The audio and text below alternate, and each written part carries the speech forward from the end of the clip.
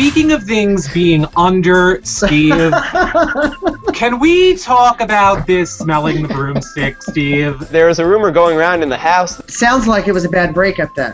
I'm going to be the person who completely disagrees with you there. How did that make you feel? I don't know. Then we'll just break up. So...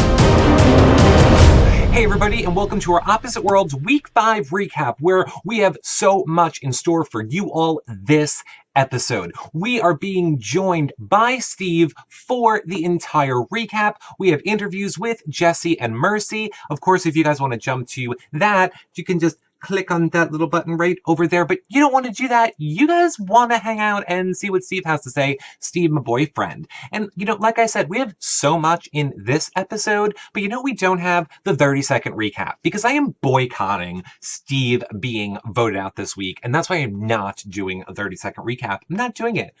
Or because we just have so much that we need to prepare and get ready for you guys for next week. We have Amazing Race All-Stars starting, as well as Survivor and RuPaul's Drag Race, all of which we're doing weekly video recaps, as well as exit interviews and vlogs.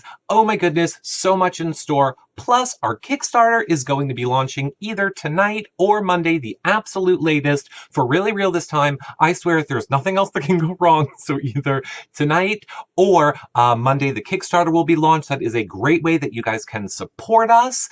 Another way you could is thumbsing up this YouTube channel and subscribing. Or if you have any online shopping to do, click on the link for Amazon.com on the homepage of YourRealityRecaps.com. If you have any online shopping to do, you guys don't pay any more. They give us a little bit back, and it really helps support us.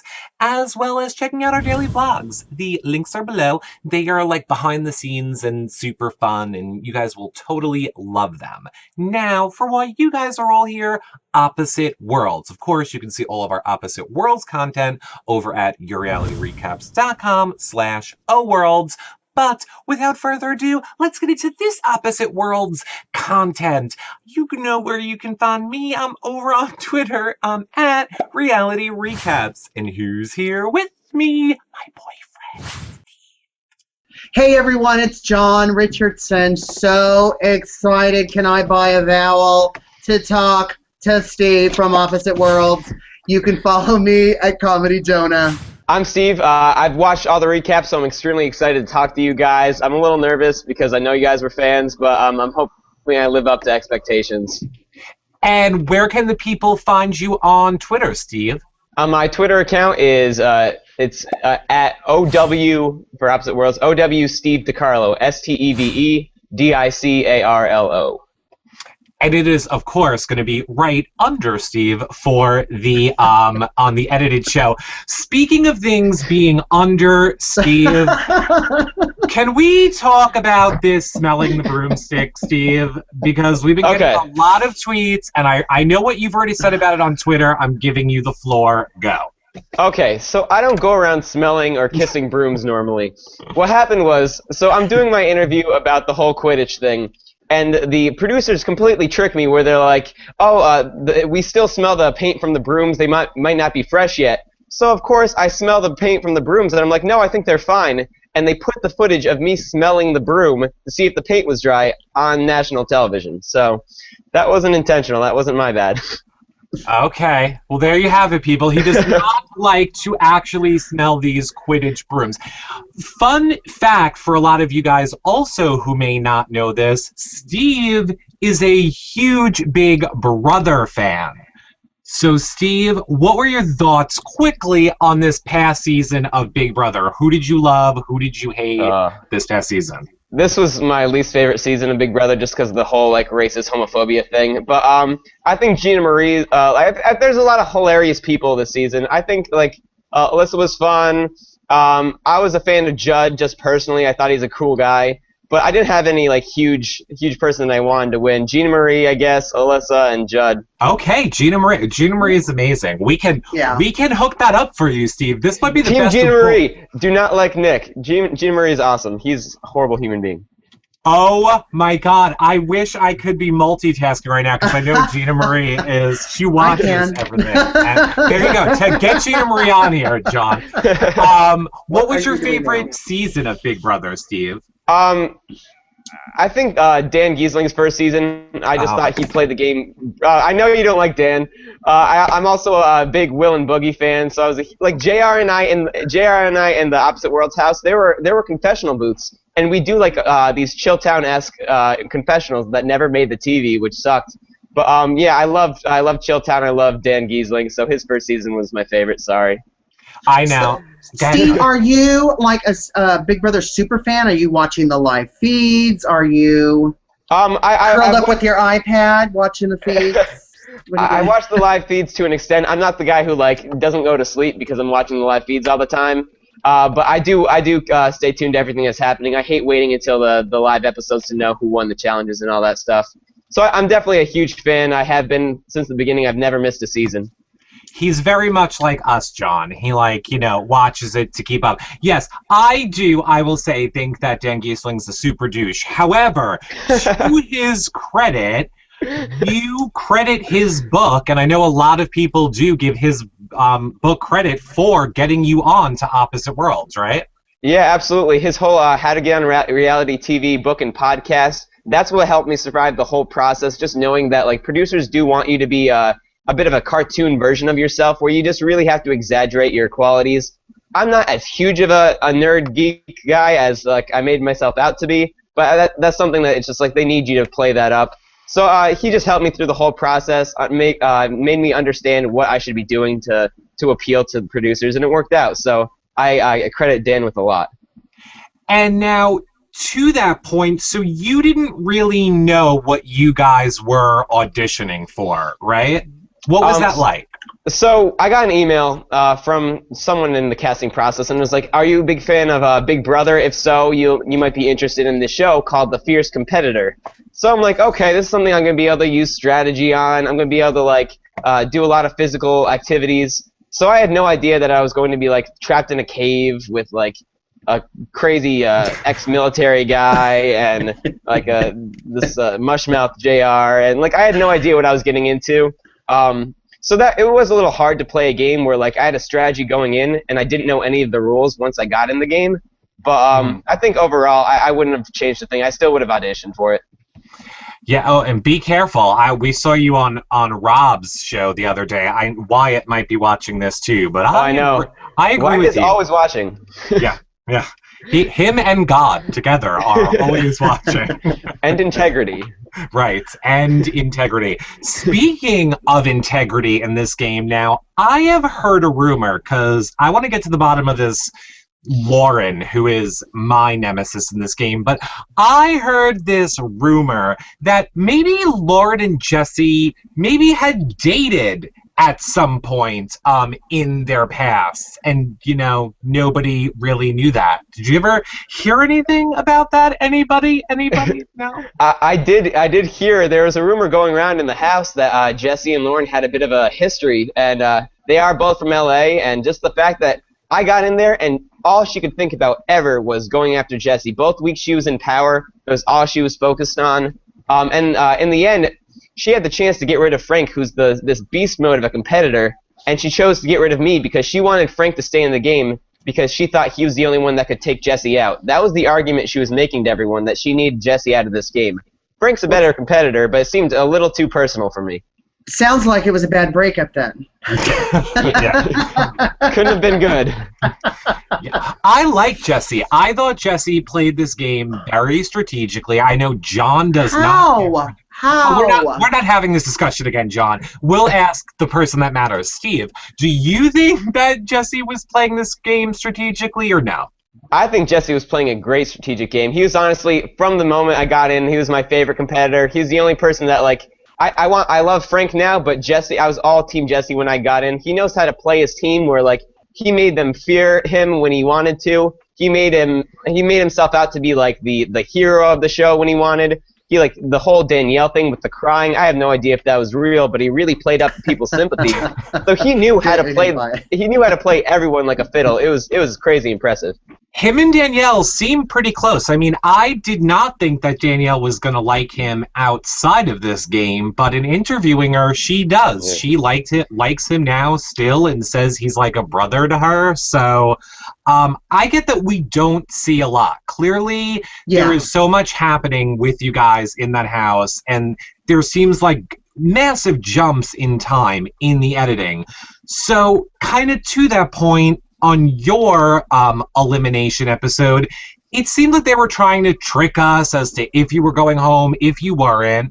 And then all of a sudden we just see, yep, Steve's gone and Lauren hates you. And that kind of came out of nowhere.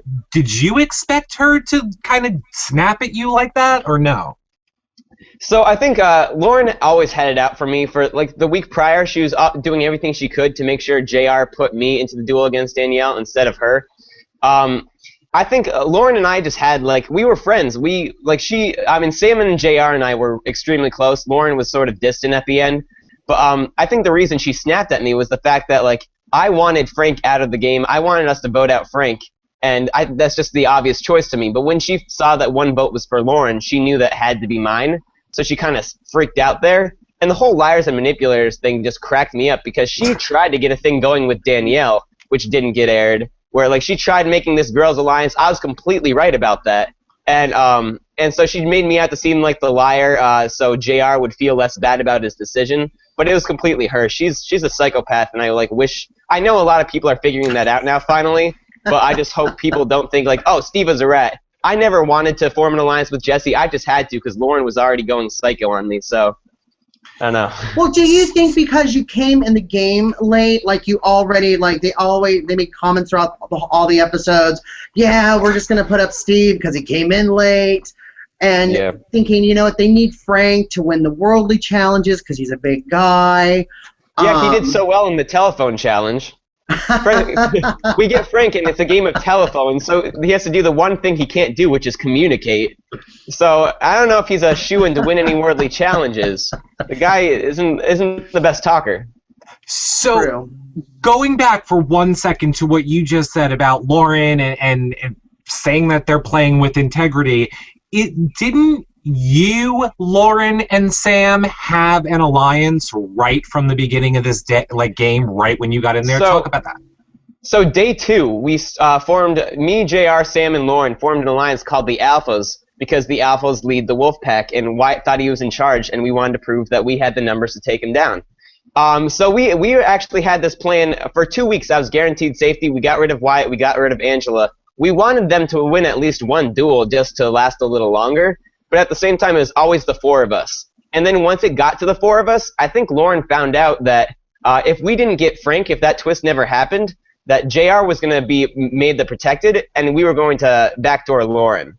And I think she found out about that plan, and after that, that's when she started telling the whole, oh, Steve's a rat, you shouldn't trust Steve stories. Where we were all close until we got Frank, until Lauren got her showers and the chance to, go into the hot tub and scheme with Sam. So I did everything I could to make sure we didn't get to the future. I thought going to the future was the worst thing for us just because in the cave there's no privacy where everyone has to stay together. There's no scheming or anything like that.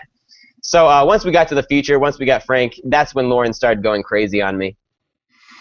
So I know that you were not happy then to go to the future. Were you happy to get Frank on your team, or do you also feel like that kind of killed it a little bit for you guys? For my personal game, I hated getting Frank, just because if I was on a smart team, if I was on Kronos, we would have used Frank in every duel after that. Once you have the numbers and you have Frank on your team, you just throw him into every duel. He's a one-man wrecking crew. He either takes out all the other team, or he loses and you're down the best competitor, which is awesome. No one wants Frank in the end. So, but I knew that Lauren and Sam don't think that way. All they were thinking about was staying in the future, getting their showers. So instead of using Frank to knock out everybody, they're like, oh, let's throw Steve in. Who cares if he wins or loses? I thought that was ridiculous. I should have been excited to get Frank, but on my team, I knew that was bad news. Plus, it didn't seem to make sense when the week before they were all protect our guys, and that was the justification behind throwing Angela in. And then this week it was like, nope, get rid of Steve. It made no sense. Yeah, Lauren and Sam were just about protecting themselves. It was never protect our guys. It was like protect whoever has the best chances of keeping us warm and getting our showers. It was never about me. Everything they do is for them, and I'm hoping JR figures that out before it's too late. That they're willing to get rid of him the second it stops conveniencing them for him to be on their team. I think he made the wrong move. I think he trusts Lauren way too much. But we'll see in the next week. What was your relationship with JR? Did you guys have these talks like, hey, the girls are really super tight. We gotta think about us guys for a second and maybe even breaking them up. Did you ever have that conversation with him? We did. Before we got Frank, once Angela went home, JR and I talked for hours about how we need to make him protected and we need to throw Lauren and Sam into a duel against someone we knew they would lose against, because we knew that the girls' alliance was too strong. We had that plan before we got Frank, and then all of a sudden, once we got Frank, he just seemed to completely forget about it. But yeah, no, JR and I were extremely close. My first day there, we already bonded. We had this whole friendship thing. We'd hang out in the hammock together. We'd have Big Brother talks. He's a Big Brother fan as well. So he knows strategy. I'm just not sure he's using it anymore. Yeah, he seems a little mesmerized by Lauren and Sam, which Jessica, his fiance, hi Jessica, I told you I would be nice to JR this episode. I'm not going to call him a Muppet at all. No, I really do like JR. I just think it's funny that he's a little Muppety. So yeah, now what do you think of Jeffrey, or as we affectionately call him, Jeffrey, in this game? Jeffrey is, to me, what Andy was to last season's Big Brother. He's he's still in the game because no one really respects him, and this whole alliance with him is a complete joke where everyone's keeping him safe anyway because he's not going to win in the end. If it's America's vote, he's not going to win. If it's a competition, he's not going to win. So we all had our little alliances with Jeffrey. He would throw us all food and stuff. He would give us all information, and we're like, oh, we'll keep you safe if you tell us this. But in reality, we never really even cared to throw him in that bus anyway. So I think Jeffrey thinks he's playing this amazing game, but he's just there because no one cares. That is definitely clear to us as viewers. It is sad for poor little Jeffrey when he makes it out of this house and realize, nope, you were just hated for no reason. You were no Dr. Will. You were not even an Amanda. You were just bitter old Jeffrey. That's all you were. So, I mean, let's talk about Lauren and Jeffrey being protected a little bit starting out this week. Was it a struggle for you guys to pick Lauren to protect on your side, or did you not really have a say? I think, the protected was chosen after I was eliminated, and I think Hashtag the. Hashtag, So the issue was if JR voted Lauren out, then JR would have been protected. Frank and I would have saved him. But I think once I was gone, that they had no other option anymore. After eliminating me, he just completely became Lauren's puppet, and Sam is just Lauren part 2. So I think once I was gone, it was just a shoo-in for Lauren to be protected. As for Jeffrey, I think the only reason Lizette and Mercy did it because they both knew that Jeffrey would, no matter what, make sure Jessie was in the duel. Yeah. And I think Lizette and Mercy both thought that Jeffrey would throw in the other. So it was just a strategic move for them. It's not because they like Jeffrey or anything like that. They were just trying to save themselves. Okay, so then no surprise there. All right, I want to go back for 1 second, because what I meant to say, and I realize now I got it out. What was it like for your week that you ended up being put in, which sent you out, when they were deciding who was being protected, when you were there? Okay, so we wanted Lauren to be protected last week, and then we wanted JR to be protected this week if there was no twist getting rid of me, because then he would have thrown in one of the girls. But the fact that he was so injured, Frank has no strategic mind and bone in his body, where he didn't know that JR didn't want to be protected last week. from a strategic standpoint, it didn't work for his game. But Frank's like, oh, he's injured. We have to throw him. We have to protect him. We have to protect him. He's got this whole fireman mindset where he doesn't really know what a game is. So like he sort of forced us to do JR last week, and I don't think JR really wanted that. Well, also, isn't it too, JR has gotten the popular vote, too, so more than likely he was going to be the favorite and ultimately the decider, too, right? What sucks is that it doesn't even matter who is protected on the Epoch side. They're always going to be the decider because they have the whole America's underdog thing going for them. I think editing really helps them a lot, where they always seem like the good guys. And the fact that Lauren was like a complete shrew to me, and that everyone seemed to hate her on Twitter, and she still got the decider over Jeff. I don't think there's any way Epoch isn't always going to be the decider, and that's why I kind of wasn't a huge fan of the America's vote thing. It seems like a lot of people are saying on Twitter that there are a lot of ways to scam that system. Like there are people that can create bots to tweet. Like yeah. I don't know. Like everybody's asking me about that. I don't know what to say, people. I don't know. I'm gonna say I have to believe in the popularity index and that they know what they're doing. It's all fair. It's all standards and practices, people. But you know, everyone's counting the correct votes. Here's some lines. Read allegedly. Between them. So here's a question from Dolphin, a poet, Melissa, who she says she's still kind of hung up on the way the tribes or teams were selected at the beginning of the season. It should have been a random draw. So, you know, it really didn't affect you, but then maybe it did. Did they give you an option, or you had no choice? Obviously, you had to go where they said you had to go, but was there a coin toss between you and Mercy to see who would go where, or no? Not that I know of. I'm pretty sure I just went to Epoch because Charles was eliminated, and then Mercy was like Rachel's replacement. So I think that they just did guy, girl, girl. I'm totally more Kronos and Mercy's more Epoch, where like she's trying to be all friendly and stuff, and I'm more of a schemer and like a thinker. So I was always like we both should have been on the opposite teams, and I think we would have been better off for it.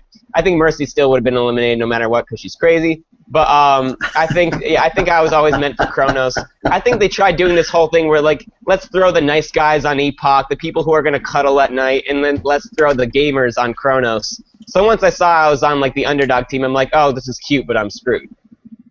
See, they should have flipped that around because Luke was trying to sell us on day one when we talked to him that there's all these advantages to the past, and granted, the only one that mattered, which is what he said, was America is going to, you know, be on your side. But there's no other strategic advantage. You're hungry, you're tired.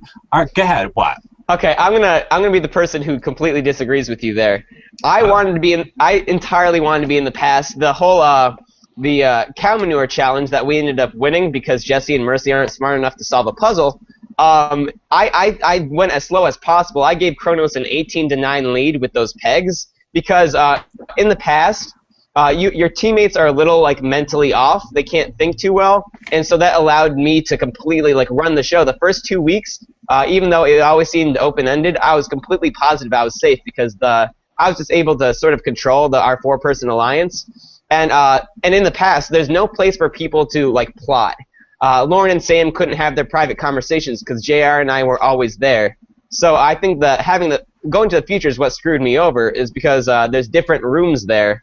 And there's chances for people to like scheme against you, whereas in the past we were all this whole like one big happy family, and there's no chance for anyone to plot against each other. So I always preferred the past. So preferring the past, how were you able to navigate the bathroom? Okay, I did just as bad with the future bathroom as I did with the past. With the future bathroom, every time I would try to go to the bathroom, the bidet would just shoot up at me. And that was freaking awful. So, and then Athena would be like, "You missed the toilet." Good old Athena. But yeah, the cave toilet was awful, especially because one fun thing that I don't think anyone said was that a plumber came in to fix the cave toilet. Like it was too clogged, and a plumber came in to snake it. And something happened where while snaking it, the poop flung everywhere. So Wyatt's crap. Wyatt's crap was all over the cave bathroom. So How do you snake a hole in the ground? I don't like. I guess there was some sort of like plumbing system there. It wasn't just a hole. And the plumber came in and said that the job was done, and we went to go to the bathroom, and the poop was literally like all over the walls, all over, like you couldn't sit down, you couldn't go anywhere near it without smelling it. So poor Frank and Jessie, when they cleaned our toilets, they were literally scrubbing Wyatt's crap off of it. Yes, and John, I think we've already established that it's like an actual toilet with just the fiberglass rock built around it. It's done now, yes, it's done. Yeah, we can be done. We've all had horrible experiences. I'm still wrapping my big head around it, so yeah. Right. So yeah, I mean, I agree with you that for your game, there is definitely a strategic advantage to be in the past. But I just think there has to be a positive to having all the food you want in the future, being comfortable, being able to sleep. I think those are huge advantages where if they would have taken your whole team from the beginning and put you all over there, that would have almost been a shutout, and let the, Franks and Jessies be in the past and starve, but maybe not. I mean, who knows? I don't know. Everybody's in my head on it. I'm still saying future's better is mine, and if you don't disagree, then we'll just break up.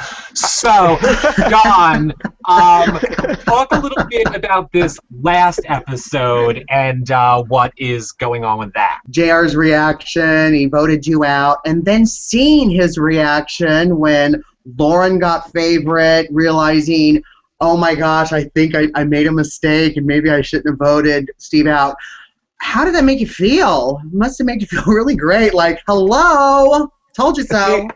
Yeah, I did. I definitely felt good hearing that, but at the same time, I don't want him to regret it. He's a great kid, and I do hope that like voting me out does help him in some way in the end. But I think he just got really, really lucky that I think Lauren absolutely would have thrown him into the duel this week if Sam didn't step up and volunteer, and if Frank didn't make sure Sam stepped up and volunteered. I think this week he definitely had a lot to regret. I definitely, I feel comfortable knowing that he's probably realizing that he made the wrong decision, but I hope it doesn't come to bite him in the butt because he is a good kid. Now, speaking of JR for a second, Dana wants to know, is JR's ankle hurt as bad as they're portraying it, or is he just playing it up? Okay, so as the person who first ran over to him when he collapsed in the cave, JR's ankle was really bad at first. Whether or not it's bad enough to, for him to have sat out of 2 challenges and sat out of a duel, I'm not sure. But I know it was bad at first, but he, refused the chance to get an MRI, and I don't know if it's as bad as he's playing it right now. I hope it is. He doesn't seem like the liar, but I really don't know. Well, he is a lawyer. I mean, I like him a lot. He is I do like him as a person. I kind of feel like you do on a strategic level, or I don't want to put words in your mouth, but as much as I like JR, if I was there, he'd be in with that hurt ankle. That is one more person out of this game. Absolutely. Would you do that? Yeah, I mean, there's no reason to have, if their reasoning for keeping Frank in the game was to win worldly challenges this week, then JR should have gone home because JR is in a weakened state right now, and I'm not. So I think strategically, yes, he should have been knocked out of the game. He should have even either been voted out or thrown into a duel just because he's extremely popular. If it comes down to America's vote in any way, that's your chance to get rid of the golden boy of the show. Yes. So I don't know. That's why I think that Lauren and Sam are just playing with their hearts. They're keeping someone around that's more popular than them, way more likable than them, and they should have thrown him in. I mean, let's just bring back Charles. I mean, let's just have a whole limping, worldly challenge, right? The broken leg brigade. Yeah, there's the fact that we were able to sit him out of 2 challenges and the puzzle he did, but he barely had to move there, and then he didn't have to worry about duels, and we protected him because of the ankle. Absolutely, I agree that if we're gonna do that, Charles might as well have just stuck around. In between surgeries and stick him back in the past, that's fine. Yeah. Go ahead, John. Now, Go ahead. No, sorry. I was pulling up a question. I thought I cut you off. Go. No, I just have a question. I want to know, Steve, how is your eye healing? Can you come closer? Oh, God. Closer. Okay, wait, I'm gonna see if it's close. Show me what looks like. It's bad. Like, it's a scar that's never going away. Do you see it? Yeah, I do. Now, was there like aloe vera in the future? I mean, what, you put anything on it? What's going on? Yeah, they gave me, well, no, they, not really, they didn't give me much aloe vera. They didn't, I basically, used dirt and hay to heal this thing, which I'm sure was really sanitary. I went to the hospital, and they gave me the opportunity to either do stitches or just, like, hot glue. I choose the glue because I don't want to look like Scarface the rest of my life. I think the stitches would have been uglier. But yeah, I didn't get too much treatment. It sort of just healed on its own, luckily. Okay, first of all, you should have went with the stitches for the ladies, because I think they would have liked that. I think that would have been a big... Pia, I'm working on the Gina Marie hookup. John, right. Mental note, Gina Marie hookup. We need to make this happen. But yeah, I've heard about the super glue thing to seal a wound. Yeah, that's going to probably be there forever. Wow. Yeah. So I assume that hurt. That was Frank pelting a tomato at your face during that first challenge, right? Yeah, and another thing, so the whole process was a lot scarier than it was portrayed, where I was Frank is pelting these tomatoes at Angela, and I'm just like, okay, I need to make myself look like the team player. So I'm like, oh, Frank, throw him at me, you little bitch. And they didn't air that. I was trying to egg him on to save my teammates, and that's why they started to trust me so quickly. And so what didn't air was the fact that he full-on said, I'm aiming for the Pro V's face, and then threw it at my face. So he was trying to say it was accidental. It definitely wasn't. I don't think he wanted to, like, give me a scar for life, but he was definitely going for the face, and he hit it. And it was terrifying. It hurt like a mother. The blood was just gushing down my face. I was like, oh, crap, good way to start the show.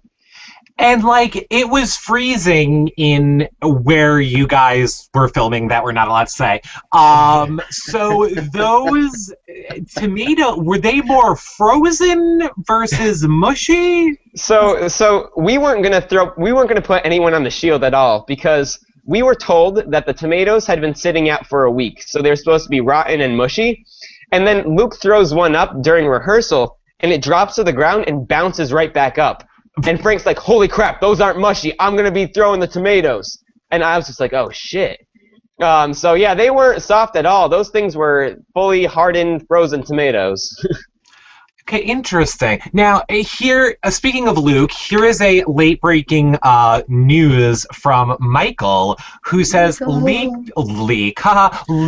tweeted out a thing from admin for Opposite Worlds explaining how they deal with spamming for votes. So I will get that link. I will put it below on the edited version, and you guys can read all about that, what they're doing with that.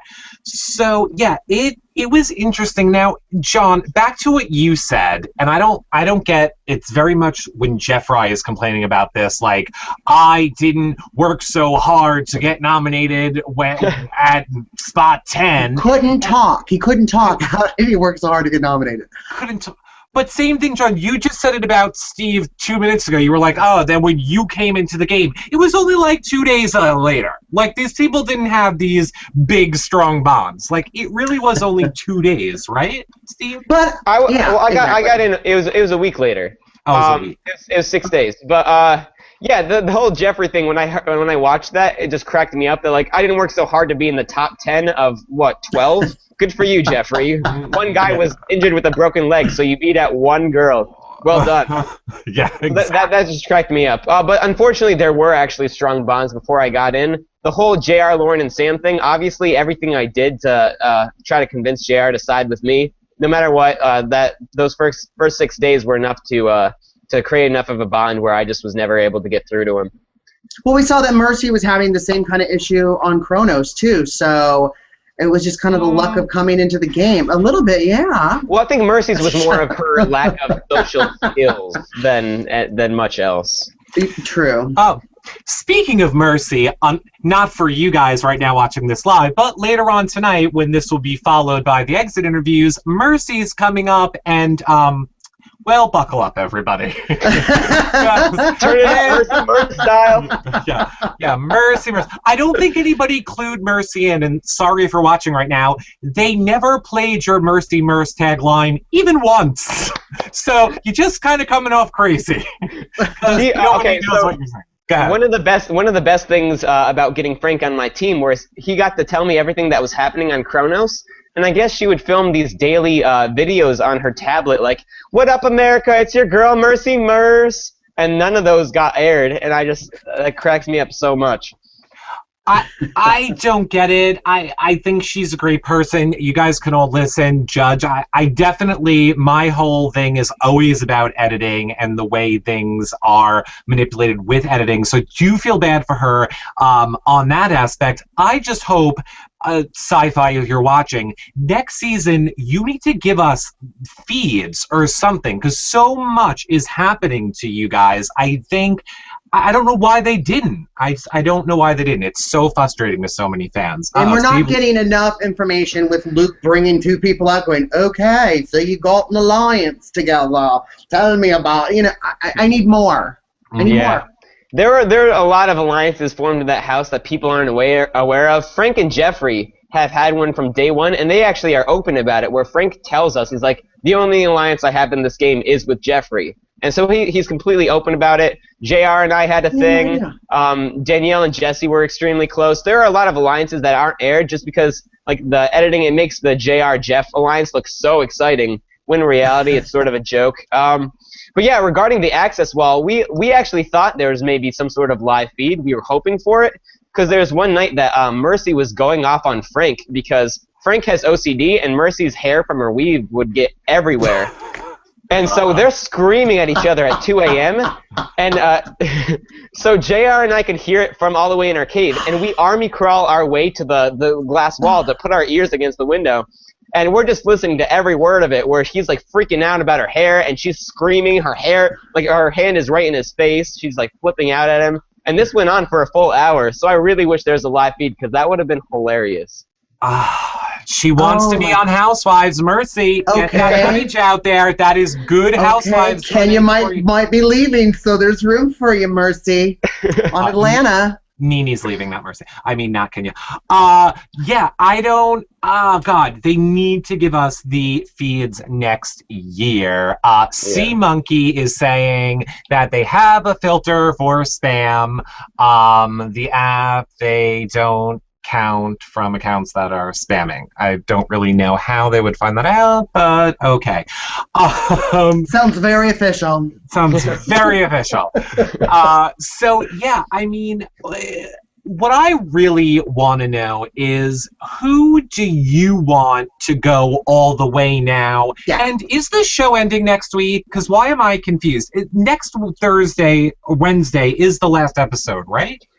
Right, so that was one fun thing in the game, that we had no idea what the heck the rules were. We didn't know why there was going to be like 5 people in the finale. There's no way to strategize, because we don't know if it's going to be America's vote, if it's going to be a challenge. But I guess it really is ending next week. There's still all those people in the game. Pretty much half of the cast is still in the game. Yeah. And they're ending in a week. So that's going to be fun. The person that I'm hoping for, on a personal level, JR and I were extremely close. Sam and I were close. I love them as people, but the only person who even remotely deserves to win, in my opinion, is Frank, because he has a good social game and he's proven himself as a competitor. And the fact that he's able to really change once he switched teams, he played both teams where both teams felt he fit in perfectly. So I think Frank has just done the most. He's never hid behind any sort of walls. The Lauren Sam JR alliance is good in theory, but the fact that they're always hiding behind each other, they don't really do anything. They feel like such floaters to me, and I hate floaters. So Frank is the only one that's making moves. I was all Frank and Jessie. Jessie's gone now, so it's only Frank for me. So is there a live finale? Do you have your calendar blocked off for Thursday because you're going to be at the location? Or Wednesday, yes. Oh, that. See, we don't know if they're flying us back in or anything like that. I'd assume no, because I'd hope they'd give us a little more notice. But, yeah, we don't know anything about what's happening in the finale. So I guess you're all going to have to tune into SyFy on Tune into Tuesday SyFy. next week and find out. They could be there, they could not. That's how you're going to find out. Now, this is probably pointless now. However, here's my question. Since you guys all say you knew about the Jeffrey and JR alliance, so then it was not a shock to you that Luke is pulling them out together during a live show? Because from like a strategic, like you get Big Brother. If Julie 10 like took two people away from the whole group and were interviewing them during a live show, everyone on that show would be like, what the fuck's going on? So what did you guys think? Naturally, I absolutely knew. All the times that JR and Jeff would have their filmed alliance meetings, all of a sudden we weren't allowed to go in the backyard at all. Like Jeff and JR were in the backyard, and they're like, "Oh, we can't. They're filming interviews. You can't go back there." I'm like, "Okay, let's not fool. Like, let's be serious here." And then JR and Jeff get called out during the live episode to talk to Luke, and JR comes back and says, "Oh, we were called out because we both were voted to have conversations with our family." And I'm like, Jeffrey is hated by America. There's no way on earth that people would vote for him to get a reward like that. So, yeah, JR tried to pass it off as like, oh, we got to talk to our families, but no one was buying it, even a little, except for Frank. Frank's like, oh, that's nice. Maybe I'll get to talk to my family. Then Frank goes out there, and he gets cut off the second he opens his mouth. Poor Frank. I think Jeffrey's probably the least favorite of his family, too, so that just seems highly unlikely. That's telenovela. Adios, mio. Yeah, I didn't like that. It almost seemed like they were allowed to pass information. Like in those Luke interviews, they were able to pass information back and forth to each other.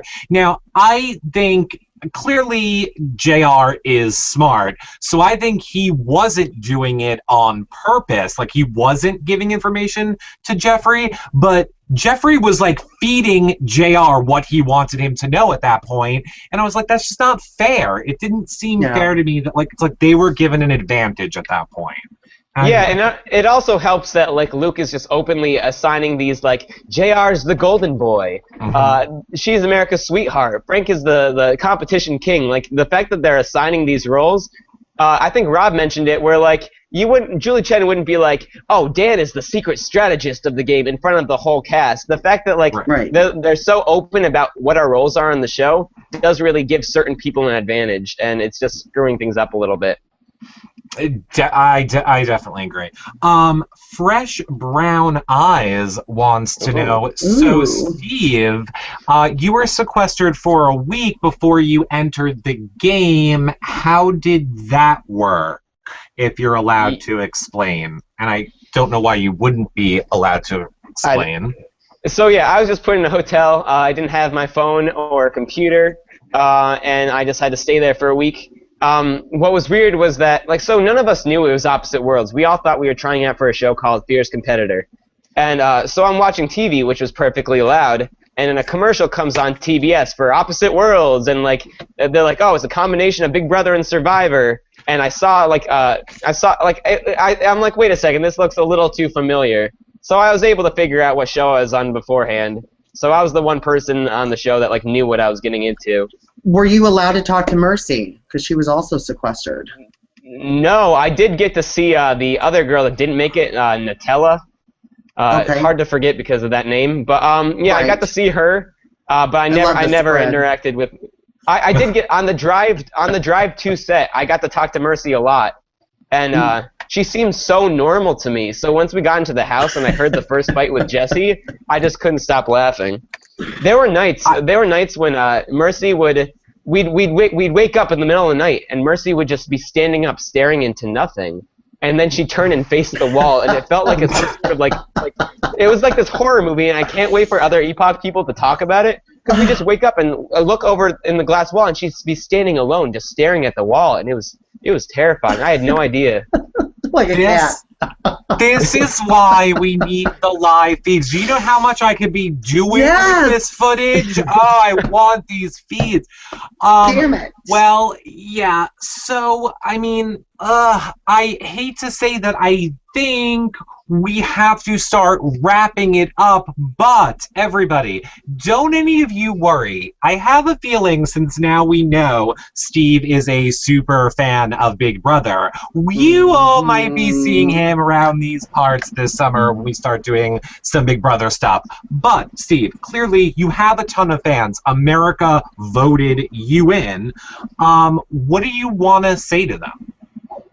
I just want to say thank you. I know America voted Mercy in as well. That's a little questionable decision, but at the same time, I do appreciate everything. I like went on Twitter as soon as I got my phone, and I saw all the crazy support. It was insane to just like have that feeling that people were behind me the whole game. I do wish I was able to show off a little more strategy, but I just hope people realize that like I did the best I could. I hope I didn't like make anyone disappointed in me. I tried to make everyone proud. I love all my fans so much, and hopefully they stay with me for the ride that's ahead. I'm hoping to get on Big Brother, or at least start talking about it more with you guys. So yeah, just follow me at OWSteveDiCarlo or Facebook.com/OWSteveDiCarlo, and I'll keep you guys updated.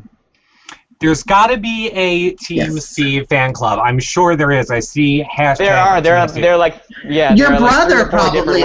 Your brother's probably started one. You owe him a big hug because he was promoting you pretty well too. On social media. That was my best friend Tony. My brother. Oh, Tony's your best friend. Okay. Yeah, my brother doesn't do that stuff. He's not the principal. Well, Tony did a great job for you. Yeah. That's true. Yeah. Thanks, Tony. So my point is, Team Steve, you want to start tweeting at Big Brother 16. I won't say another specific person because I don't know if she'd find it funny, but let's just say start tweeting on social media that you want to see Steve on Big Brother 16, because I know we would, because he'll be telling everyone to watch our recap shows in that house. So I think we need to jump over to Eric of the past and then /future to see what Jessie and Mercy have to say in their interviews with me from earlier today and, well, after we did this show. So without further ado, roll those Jessie and Mercy interviews. Hey, Mercy Merce, how we doing? I'm good. How are you? I am doing good. I am so excited to get to talk to you about your opposite world experience. So why don't we jump right into it and, start at the beginning. How shocked were you to be picked by America to be put into the opposite world's house? Oh, I was definitely very happy, very excited, totally gracious, and just so thankful that I was voted in by America to be put on the cast. I was elated from the moment I found out. Good. Are you a fan of reality TV? And what made you decide to want to go on to a reality TV show? I came across the ad. I think they had a lot of different venues that they utilized to get it sort of publicized. But the way it came across to me, if you're someone who's a leader, someone who wants to be the best, someone who strives for excellence, someone who gets along with a lot of people but competitive, and I'm someone who's always played sports. I played basketball, ran track, cross country, played soccer, softball, tennis, you name it. Just a natural athletic female. But then in my older years in high school was also very balanced and just being a very girly girl. I was Miss Baton Rouge High. I was runner-up for Uniform Queen, SJ Vice President. I'm just a very multifaceted, well-balanced person. And when I saw the ad, I was like, that definitely resonates with me. So I'm interested in it. But my favorite reality show is anything dealing with the Real Housewives. I love it. It's just comical women. I love Andy Cohen. Anything that Andy Cohen works on, I love. So it was definitely an experience that I, knew was going to be life-changing. And so I said, why not? So it was so awesome to find out that America was the one that voted me on. I was so thankful. Great. Well, why don't we just get the Jessie in the room out of the way right now? We saw watching the show, you and Jessie kind of go at it, and it was almost like nobody saw that coming. I think, Jessie said, did America see this when they voted you in? Because it was kind of like we were all shocked to see you go at Jeffrey, which what seemed like was out of the blue. Do you want to speak any more about that or how your relationship evolved in that house? Oh, yes. I mean, at this point, I think it's comical. Like, I definitely want to send the editors and the producers a paycheck. Because, I mean, if it wasn't for them manipulating and editing it the way it was, I could have just been another faded face on a reality show.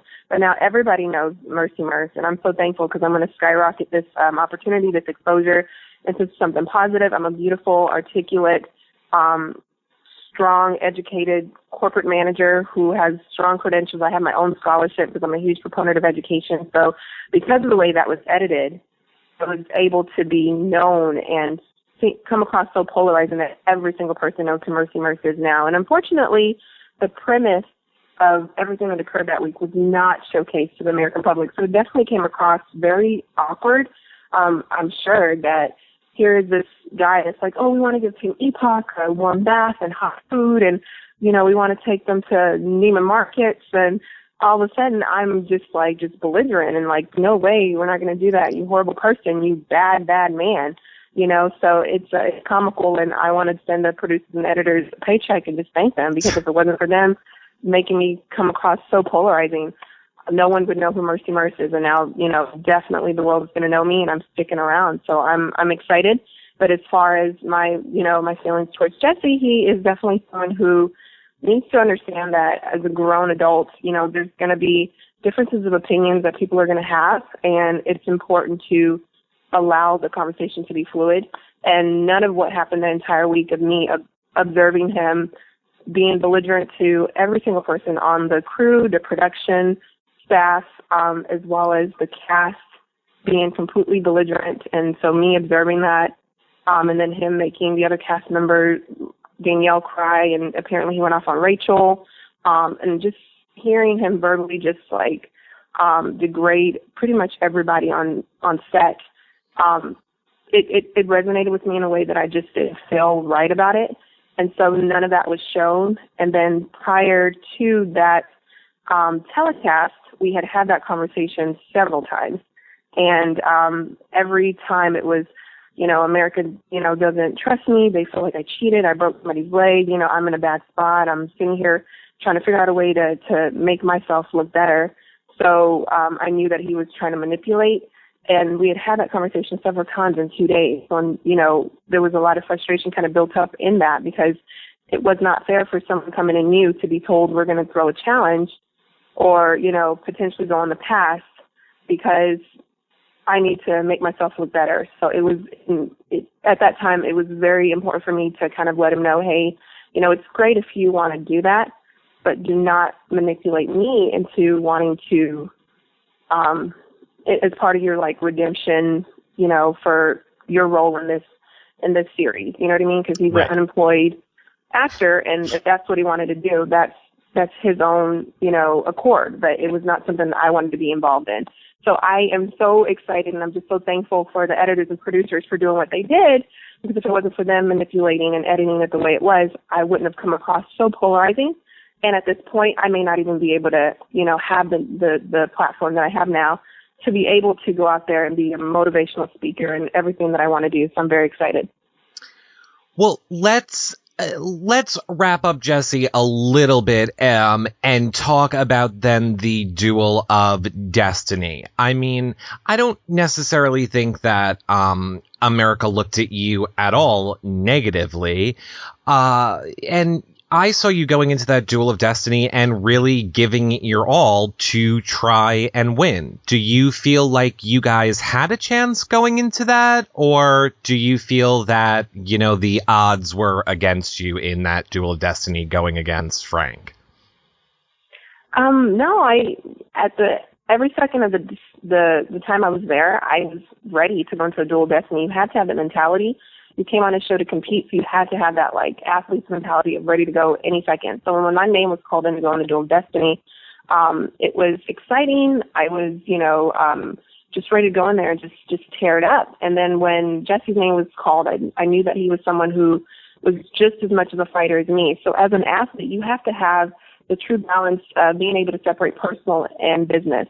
And that field is all business. So being tied to Jessie, going into Duel of Destiny, there was no reticence in my mind. I wanted to show America that, hey, you know, Mercy Merce is here to stay. I want to do it. And unfortunately, his tactic did not work because by the time he found his first puzzle piece, Frank had already gotten into his third, which America saw. And so, unfortunately, there was no way on God's green earth that I could have ever made that time up. So I knew from the moment he put the first puzzle piece in my hand that it was my time to go. And it was a gracious exit that I had because I am a gracious person. I'm a humble person. I come from a very strong, humble, affluent, dedicated, tenacious family. So I exited gracefully, even though I was a little, disappointed that I did not get eliminated on my own accord. But like I said in my exit interview with Luke, what God has for you is for you, and it was my time to go. But at the same time, I was so thankful for the entire experience that I had. Well, here's a question from Jeremy Goodson on Twitter, and he wants to know if you at all feel betrayed by Frank at all after, he had to switch teams and everything that went down.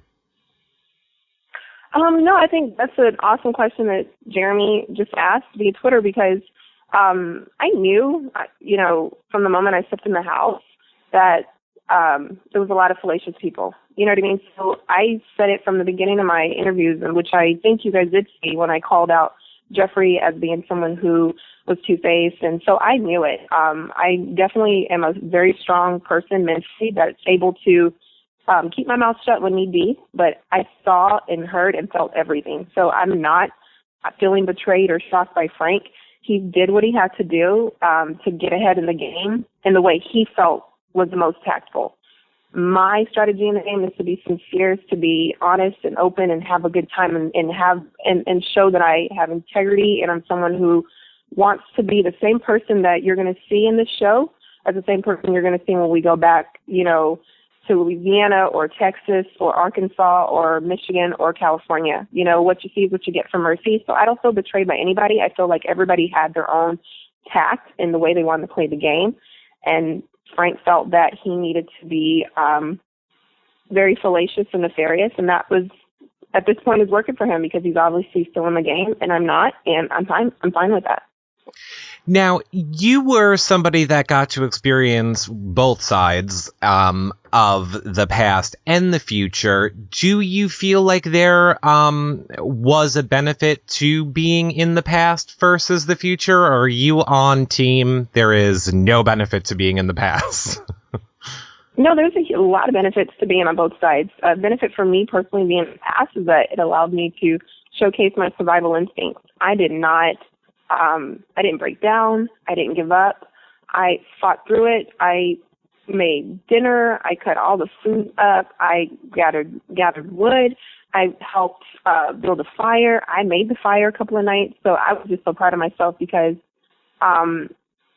never showed it, unfortunately, to the public. But I was so proud of myself that it wasn't like I'm going to a summer camp that my parents were so awesome and sending me every summer when I was little. It was real. It was like you were thrown out to in the woods and you were left to fend for yourself. So unfortunately the public didn't see that, but I learned so much being in the past. It was such a great learning experience, and it was such a huge amount of growth that I had personally from the experience, because every single thing that you take for granted in your real life, like just warming up a microwavable dinner, it takes 2 minutes. It took 2 hours for me to prepare food.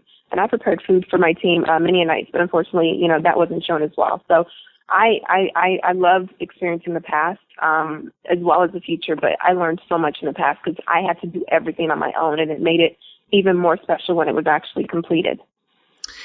Well, I cannot wait to ask you this question because I love how forthcoming you're being. So, tell us a little bit about Jeff Rye. What are your thoughts on him and how he's playing this game, and what are your thoughts on him? Jeff Free is pathetic and funny.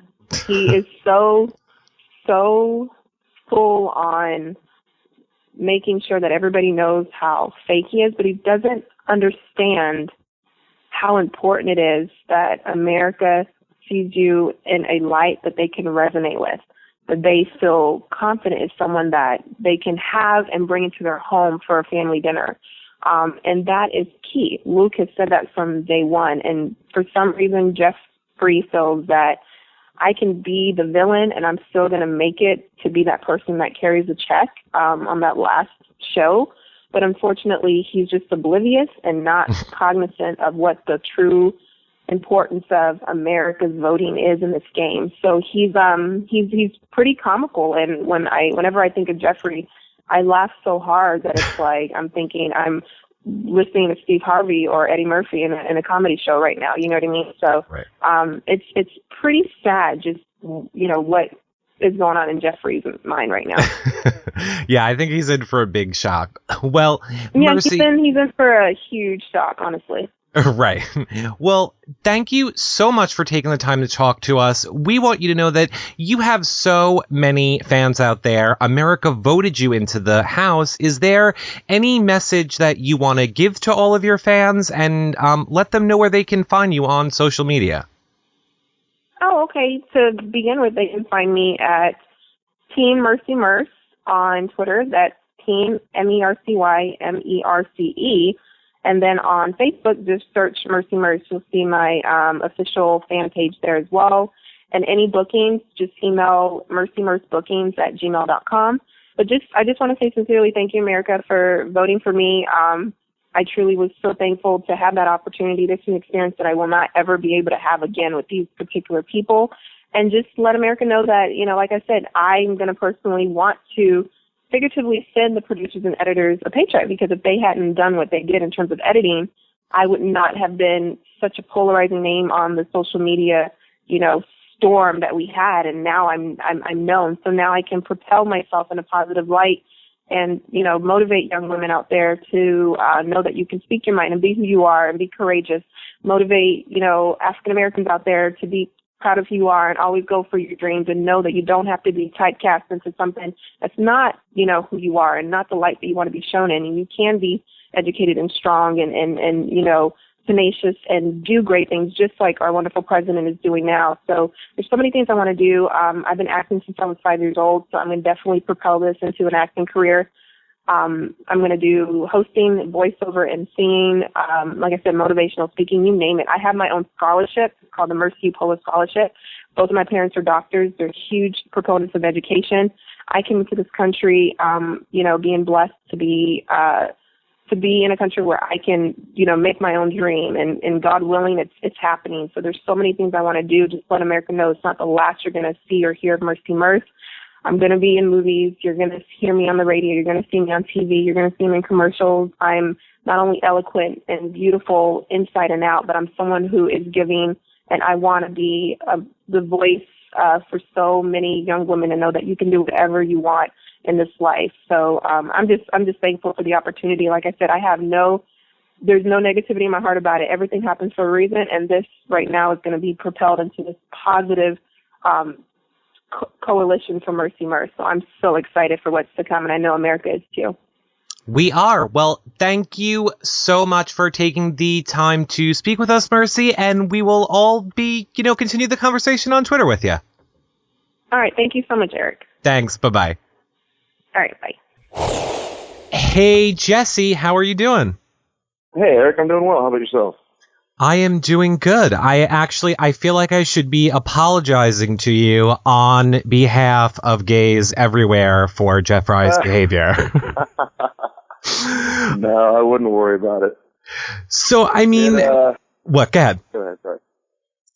I was going to say, let's start there. Tell us a little bit about that relationship. Was it really kind of, what we saw, or maybe you don't know what we saw yet, so... I don't know what you saw necessarily. I saw the first 2 episodes. I watched it last night, and then I just watched the last 2, really late last night. So I know a little bit. I didn't know about all the backstabbing and the fact that he basically sold us out from the very, first 10 minutes of the show. Didn't know that. Right. So our personal relationship, it was like I kept saying. I assume you guys saw it. That he was like a little brother. We didn't get along that well, but when we didn't have issues, we were good. It wasn't like we hated each other, and I didn't hold anything against him, even though he said a lot of bad things. I knew we had to be a team and we had to be together, especially on the playing field. So I let this thing slide. You know how time always heals things. Right. And we'd go by and he'd be fine. And then something else would come up and he'd explode or I explode and we'd go at it again. I just don't think he fully got things, to be perfectly honest. He didn't get big picture, even though it sounds like he got a big picture of his own, too. And he's running his own game, but nobody knew about it. Right. Well, exactly. I mean, it's weird because doing the exit interviews and everybody kind of coming through, we really get mixed reactions to, we call him Jeffrey. And it seems like he almost had an alliance with every single person. We kind of thought maybe it was just with JR, but we're kind of coming to learn that almost everybody had an alliance with him on the other side. Yeah. Oh, I believe that. He actually, literally the first 2 minutes of us walking in the house when we were blown in the bathroom, he grabs me and pulls me aside and said, hey, something big's coming up. We have to have an alliance right now. What do you think? And I was like, just relax a bit. Let's figure out what's going on first. I don't know you. Who knows about alliances? Who knows how we have to play a game? It's just too early to be jumping into that kind of talk. And he just kept kind of badgering. I said, just to appease him for that, first, just get out of the bathroom, basically. Right. I said, look, if anything comes up right now today, I got your back. I have nothing against you. I won't, vote you off or any of those scenarios. So just to get out of the bathroom, and then that was the end of that. Right. And I think he had done that with everyone. About 2 days into it, I realized that, and 2 weeks later, I think, it came up. And I said, look, you probably did this to everybody. And everybody's like, well, yeah, he kind of did. Right.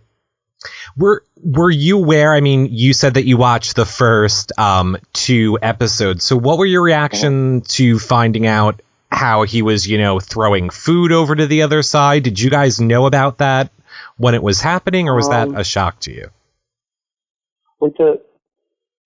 Maybe I missed him throwing food in the first 2 episodes. He was, it could have been the third. Bottom line is he was throwing food over the wall to help, so JR. I found that out through, reading a lot of Twitter stuff that he was going on early. Right. I didn't know that. None of us knew that. And I think it was, week 3. Mm-hmm. Oh, sorry. I think it was roughly week 3 that we were all, I gave them a full pizza. Literally, a full pizza. And then, a couple nights previous, we gave them all our extras, which amounted to almost a full pizza. Some of the nights off, if you will. So we gave them a lot of stuff. I climbed through the bathroom roof, and I threw Sam a toothbrush and toothpaste, and I think deodorant, and I told her to share it with everybody. Come to find out, she didn't share it with anybody. Yeah. Or at least Lauren lied to me and said she didn't, which Lauren just making her own behalf, but. Yeah. So to answer that question, no, I didn't know it early on. I don't know that I would have cared necessarily, unless just being so secret, like here just to feed him because of the alliance. I thought that we were kind of giving him food because, we felt bad. Hey, we want you guys to be a little stronger. It sucks over there. Well, now, here's a quick alternative. Like when we were in the past, they got pizza one of the nights because Steve had won and he got to order pizza. He ordered pizza. And we, while we were working, Jeff was like, oh, we should give us some. And everybody was asking. They kept asking for pepper and salt, Lizette and Jeffrey did. And I was like, quit asking for stuff. We've been here 3 days. Quit bitching about things right now. Let's get through a week first. And I said, look, if we gave them pizza, if they offer some to us, that's great. If they don't, well, kind of shows maybe a little bit of their character, and they really wanted to punish us because they were complaining about every little thing. It got pretty nasty. So apparently, come to find out, Frank told me 2 weeks later, just last week, that they gave Jeffrey like 3 slices of pizza, and he asked Lizette, and I think Danielle, and came and shared it with them. Mercy and I never heard of this, and I found this out when I was in the Future House, and I brought it up, and I thought it was just Jeffrey. I was like, you selfish little bastard, right? He said, oh, well, that had some too. And then that's when I basically went silent the rest of the time. I was like, This is no longer a team. You guys are inconsiderate and selfish, and I was done. I don't think that was really a surprise to us as viewers. I mean, we didn't see that, but it was disappointing to see how, for example, when Jeffrey got chose as the most hated, how he was crying and you were the one there consoling him. And then the next week when it was flipped around and you were the quote unquote, most hated, he was laughing at you. So, I mean, it's not really surprising to see how his character would be for us looking in on the outside. But I want to talk a little bit about your other best friend in the house, Mercy. So, oh boy. I mean, we just talked to her a little while ago. She, says that you guys were able to go into that battle as competitors and put your differences aside as far as that specific battle goes. But I mean, is there anything that you want to say about your relationship with Mercy in the game? Again, it was less, I guess, relative to a family situation like Jeffrey and I's was, at least in most of the game. Hers was, someone we just had to deal with. And I'm sure she felt the same way about me. She had to be there. So just be quiet and we'll not talk to each other. We'll do our best to avoid each other. And since the first explosion, which I assume they aired, I can only imagine they aired, she's quiet. Quiet. Just said nothing at all to anyone. She didn't try to be a part of the group. She just sat quietly. She really hated being away from a phone and toiletries and things that she needs. And when I brought up that going out in the past again, she exploded, and everybody in the world was like, "What the hell just happened?"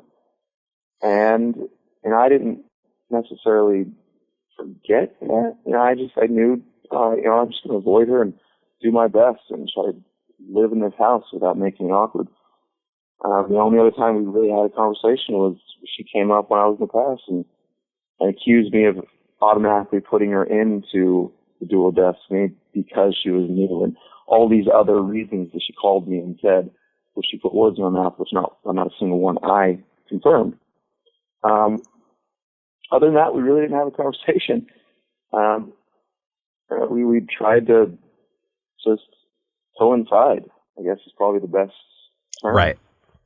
I mean, it's weird for me as a viewer and for us here on our shows, because we were such a huge fan of you, and we really felt like you were playing a really strategic game, and you did. We didn't feel that way. You did play it, but then people keep coming out and are like, Jessie keeps getting into fights with everybody, and Jessie's being so mean to everybody. But it's like we're not seeing that, so it's weird. So was that part of your strategy, or so you saw the first two episodes? Do you feel like you were portrayed as you are in those first two episodes, at least? So I only saw the first pre-taped one and then the first live. Okay. But I don't think they didn't get into the after the. But right. See, I assume the second one gets a lot more into, you broke Carl's leg, you're an asshole kind of thing. I don't know if that ever happened or not, because the other team kind of felt that way. They hated me for it. And I assumed everybody else in the world did too. I don't know exactly what they showed. But first episode, I think there wasn't really much about me, if I'm remembering it right. And then they aired the duel, which Wyatt snapped out about and kind of spoke for his team, I think, maybe, and spoke, I don't know, it didn't quite make sense. And I firmly believe that I was not in the right in how I went about my battle, I guess, with Charles. I hate the fact that everything that happened, but that was never my intention. I never wanted to take him off. He just didn't have anything behind him. I got to him so fast. The rules as written to us, they were written and spoke aloud to us, separate from Luke's different kind of rules, if you will. The rule was, second they step across that line, which was that safety zone, you begin. So I took that into strategy and said, look, The second I see his foot step across that line, I'm going to get to his thunderstick, which I thought was basically just a distraction. It was pointless. I'm going to knock out of his hands and get into him quick. And then we're going to be wrestling, but we're going to be wrestling on his half. I got to the top of that ramp first, saw his foot. They even came after it and said, all right, we reviewed the tape. His foot was across the line, but not his entire foot. And to me, I was like, what race in the world can you put your foot across the line, but your entire foot's not across the line and you haven't started yet? Mm-hmm. You know, the second any part of your foot crosses the line, you begin. Right. So it became into a little bit of, semantics, I guess you will. But I ran with it. I said, you guys go ahead. He's hurt. They can have the point. I'm not going to complain about it. So strategically, I felt I was in the right, but morally, I felt like an asshole. Is what happened. So, other than that, as far as the arguments, each argument I got into, it was always someone saying something that not everybody agreed with, but nobody else wants to bring it up. And that's something that I always tend to do. I feel like I was a voice for people who don't want to stand up to the people. A couple of Jeffrey knives he was making Danielle feel like an asshole, for making Danielle feel bad for thinking about putting him in the duel, and which was wrong. That's part of the game. You're supposed to go in the duel, and he was really, really making her feel bad, and I called him out on it, and everybody agreed with it, but no one else stepped in and said, yeah, he's right. Because people in our house, they always waited until the person walked away, and then they whispered in the corners about it. And that's not my game. I was like, look, I'm not going to play that game on the whisper and talk about someone. I'm going to call you out on your bullshit right now, because you're not going to get away with bullshit. And that's kind of the way our stuff went. Mercy and I, our arguments, obviously, I didn't start that. I don't know what they showed. But there was nothing directed towards her whatsoever. She just exploded. Danielle and I had one or two. The first one was a total miscommunication. I was trying to pump her up for the most part, and I wanted to make her feel stronger mentally that she can do these kind of things. And I did it wrong tactfully. I totally admitted that, went to her, apologized. We worked it out. Another time, she told JR to the glass that he was going in, but it was after we all thought that she was picking Steven. Just strategically, I said, look, if you go after JR, his whole following is going to beat you down on Twitter. They're going to put you in last place, even if he fails, or wins, either way. So it's going to hurt you and the team. We'll never get decided. So we should go after Steven because his fans aren't going to come after you as much. We talked about that, and she told JR flat out that she was picking him, and everybody, Frank and I, looked at each other like, what? We didn't know that. And I asked her about it, and then she yelled at me.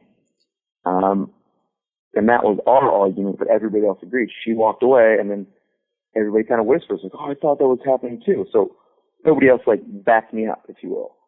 Her and I hugged it out again. A day later, we figured it out, and I told her what happened, and she understood. And then I understood her side, too, that she basically had to choose before she was able. Long story, but right. Well, let me cut you. Arguments. Well, let me cut you off right there because I know we don't have a lot of time left, and I know I have a Twitter question I want to get to, and then what I want to know, if you can answer it fairly quickly. I know we're kind of half kidding, but is there any chance for anything with you and Danielle now after the show? We had her on, and I was like, oh, you guys are going to date, and then we kind of saw the next episode where you were very upset that she was gone. So, no chances of that? Absolutely not. She has a boyfriend of 7 years, and it became a relationship that was very much like what I can only assume is a brother-sister relationship. Right. And it was the fact that I had fun with her there, and she felt like the other positive light there. And once she was gone, it was like, it felt like you lost something. Right. She was the other fun part, and I had fun with her, and she was gone. And that's it. All right, so quickly, Kat Morgan on Twitter wants to know, who do you want to win now that you're out of the game? Wow. Until I saw the last 2 episodes last night, I was all Team Frank, but he said some harsh words, but I also know he gets manipulated pretty easily, so I don't hold it against him necessarily, so I'm still Team Frank. He's the last honest, sincere, real person there. Mm-hmm. Well, we love you here, Jessie. We are friends with some of your friends over at AfterBuzz, and I mean, we were rooting for you all season long. We know that you do have a lot of fans, so do you want to leave them all with a message and let them know where to find you over on Twitter or social media? Of course. There's no way I could possibly thank or express my gratitude for all the positive things that people have said. I was actually very surprised to hear and see those things. I wasn't expecting it. So it was surprising. I loved it. And I'm going to do my best to individually thank each person. It's been a task, but a well worth it task. And they can find me at _Jessie Wilson. All right. Well, thank you so much, Jessie, for taking the time to speak with us. And hopefully we will keep talking over on Twitter. Of course. And Eric, thank you very much. Sorry I was long-winded. No problem, Jessie. All right. Bye-bye. Bye-bye. Well, that about wraps up our Opposite World show for this week. Now, remember, next week we are not going to have a Bravo show or a reality check show this Saturday because we just have so much that we're doing preparing for the Amazing Race premiere, All Stars, Brenda and Rachel, Twins, everybody that we love, as well as Survivor and RuPaul's Drag Race, all starting next week. So you can see when we're doing those shows over at yourrealityrecaps.com/live show for the schedule of when we're going to be doing those shows next week and where you can watch them afterwards. Of course, after next week, our schedule will be set in stone. We won't be flip-flopping things around and everything should hopefully be back on track. As soon as that Kickstarter is launched, if you guys could, just at least check it out. I'll tweet and let you know. The links will be below when it is out.